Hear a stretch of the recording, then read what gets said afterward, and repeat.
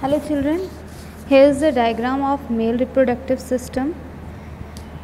So firstly you are visualizing the testis, scrotum, vas deferens, seminal vesicle, posterior gland and penis. Here testes are the primary sex organ. Human reproductive system has two main functions. Number one, that is to produce the male reproductive cells, hormones and accessory material, मतलब reproductive cell को produce करता है और accessory material, और deposit करता है germ cell को किसमें, फीमेल रिप्रोडक्टिव सिस्टम में. Which part of the male reproductive system produce the germ cell? आपको पता है सेमनीफेरस ट्यूब्यूल्स, ये जो बनी हुई है लाइन्स, ये सेमनीफेरस ट्यूब्यूल में पाई जाने वाली मेल जर्म सेल्स होती है, वहीं से प्रोड्यूस होते हैं, यानी कि टेस्टिस के अंदर से. बाहर ये स्क्रोटम है. स्क्रोटम क्या होता है?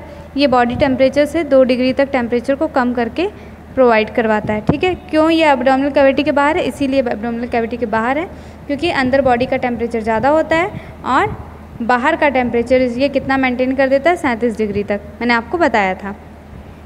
इसके अलावा ये टेस्टीज़ हैं. टेस्टीज़ में टेस्टोस्टेरॉन नाम का हार्मोन प्रोड्यूस होता है, जो क्या करता है, आपके जर्म सेल का फॉर्मेशन करता है. साथ ही साथ ये आपकी जो सेकेंडरी सेक्स कैरेक्टर्स हैं उनको दिखाता है, जैसे कि लड़कों में बियर्ड्स आना और जो बॉडी में वॉइस चेंज, ये सब इसी की वजह से होते हैं.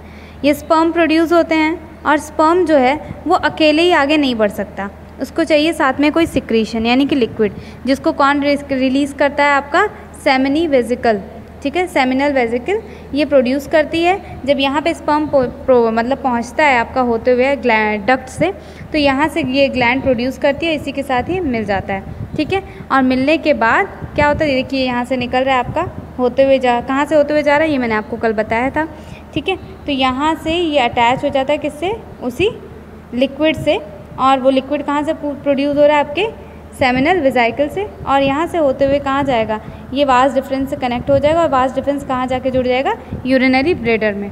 ठीक है, यूरिनरी ब्लैडर में ही क्यों जुड़ेगा? क्योंकि वहाँ से उसको आगे बढ़ना. ये आपका स्पर्म का डायग्राम. ये टेल है, टेल की वजह से ही स्पर्म जो है मूव कर सकता है आसानी से.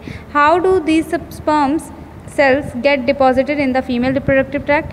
अब ये जो पेनिस इसमें आपको दिख रहा है ना, ये जब फीमेल बॉडी में डिस्चार्ज करना होता है, ये यूरेथ्रा से जुड़ा होता है, और ये यूरेथ्रा जो होता है इसी के अंदर से यूरिनरी ब्लैडर से होते हुए आपका स्पर्म आगे आता है.